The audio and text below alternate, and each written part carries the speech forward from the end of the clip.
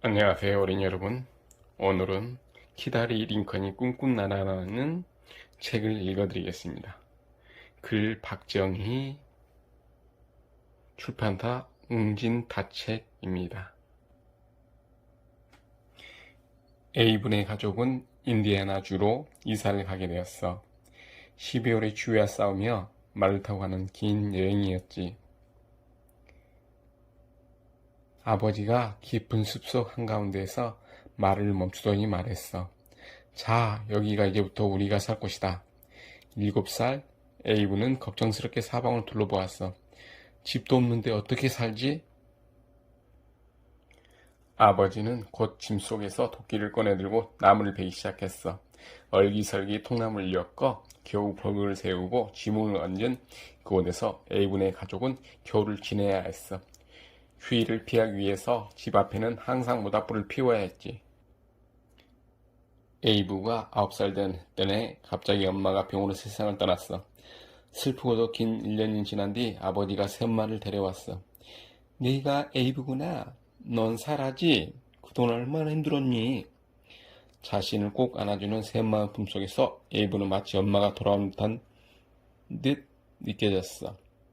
새엄마는 집과 가족을 새롭게 바꿔놓았어. 에이브는 새엄마 덕분에 난생 처음 나뭇잎 위가 아닌 푹신푹신한 깃털 침대 위에서 잠을 자게 되었어. 새엄마는 에이브가 얼마나 공부를 하고 싶어 하는지 곧 알아차렸어.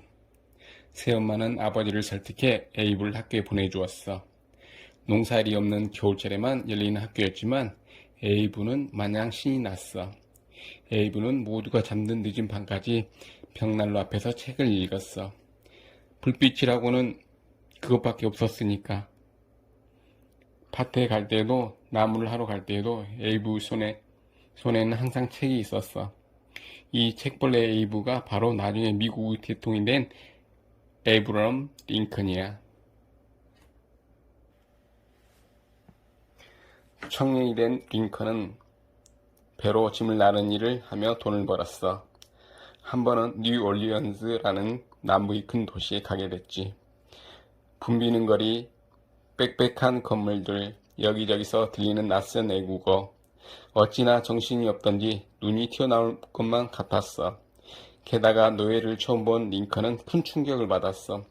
쇠사슬에 묶여 노예시장에 끌려간 흑인 노예들은 엄마 따로, 아빠 따로, 아이들 따로 팔려서 가족들이 뿔뿔이 헤어졌거든. 링컨은 혼자서 열심히 공부해서 28의 나이에 변호사가 되었어. 무슨 일이든 정직하고 공정하게 처리했기 때문에 점점 유명해졌지. 그 덕분에 링컨은 38살 때 연방의원이 되었어.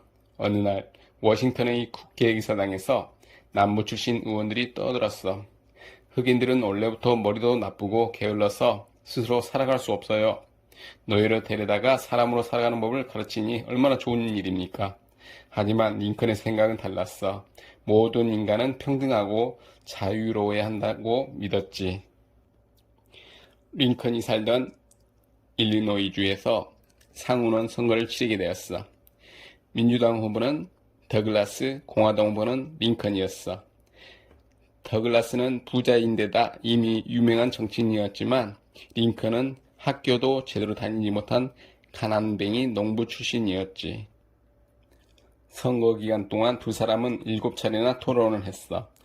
노예제도를 두거나 말거나는 각각의 주에서 결정하면 됩니다. 더글라스는 이렇게 주장했지만 링컨의 생각은 달랐지. 모든 사람은 평등하게 태어났습니다. 노예제도를 없애야 합니다. 링컨은 상원의원 선거에서 지고 말았지만 더글라스와 벌인 팽팽한 토론으로 온 나라에 이름을 알렸어. 그 덕분에 곧 시작된 대통령 선거에서 공화당의 대통령 후보가 되었지. 치열한 경쟁 끝에 링컨은 대통령으로 당선되었어. 하지만 노예제도를 반대하는 새 대통령을 반기지 않는 사람이 너무 많았어. 결국 남부 7개 주들이 따로 모여 남부연합을 세웠어. 나라를 두 개로 쪼갤 수는 없습니다. 제발 돌아오십시오. 링컨은 간절히 호소했지만 남부연합은 막무가내였어. 나라가 갈라지는 것을 원하지 않는 사람이라면 누구라도 힘을 합해야 해. 링컨은 서로 경쟁하던 사람들에게 함께 일해달라고 간절히 부탁했어. 나라를 구하기 위해서라면 기꺼이 도와드리겠습니다. 많은 사람들이 기쁘게 약속해 주었지. 하지만 남부연합은 이미 전쟁을 준비하고 있어서 1861년 4월 12일 남부연합이 샘토 요새의 대포를 쏘기 시작했어. 남북전쟁이 시작된 거야. 링컨은 어쩔 수 없이 군대를 보내어 남부연합에 맞서게 됐어. 북군은 첫 전투에서부터 어이없이 지더니 계속해서 졌어. 남군에는 전투 경험도 많고 병사들로부터 사랑과 존경을 받는 로버트 리 장군이 있었지만 북군은 그렇지 못했거든. 북군은 전투에서 계속 밀리고 젊은 병사들이 수없이 죽어갔어. 하루빨리 이 처참한 전쟁을 끝내야 해. 링컨은 어떻게 하면 전쟁을 빨리 끝낼 수 있을까 골똘히 생각했어. 노예 해방선을 하면 흑인들이 더 열심히 싸울 것이고 다른 나라들도 우리를 지지해 줄 거야. 1863년 1월 1일 링컨은 모든 노예는 자유라고 선언했어. 링컨의 예상대로 영국과 프랑스도 북부를 지지하게 되었고 노예 신분에서 해방된 흑인 병사들은 목숨을 걸고 더욱 용감히 싸웠어. 드디어 링컨에게 기쁜 소식이 들려오기 시작했어. 게티즈버그에서 북군이 크게 이겨서 남군의 로버트 리 장군이 도망치고 있다는 것이었어. 곧이어 북군이 남부 도시를 점령해가고 있다는 소식이 들려왔어. 게티즈버그 전투에서 죽은 병사들을 기리기 위해 묘지에 사람들이 모였어. 링컨은 2분 정도 되는 짧은 연설을 했어. 미국은 모든 인간이 평등하게 태어났다는 믿음 위에서 세워진 나라입니다. 수많은 병사가 이곳에서 이 믿음을 지키기 위해 싸웠습니다. 국민의 손으로 세워진 국민을 위한 이 나라는 영원히 사라지지 않을 것입니다. 이 연설은 가장 훌륭한 연설로 역사에 남았지. 링컨은 남부연합의 수도 리치먼드에 들어섰어. 어느새 몰려든 흑인들이 링컨의 뒤를 따르며 목이 터져라 만세를 외쳤어. 그들의 얼굴은 하나같이 기쁨으로 빛나고 있었지.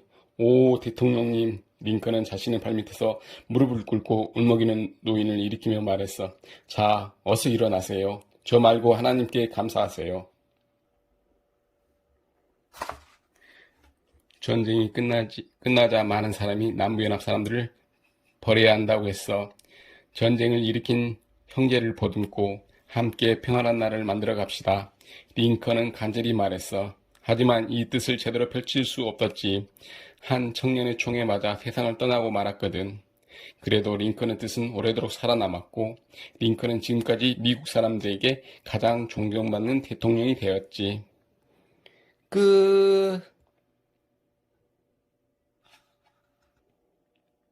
기다리 링컨이 꿈꾼 나라는 잘 들어보셨습니까? 여러분, 다음에 만나요. 안녕.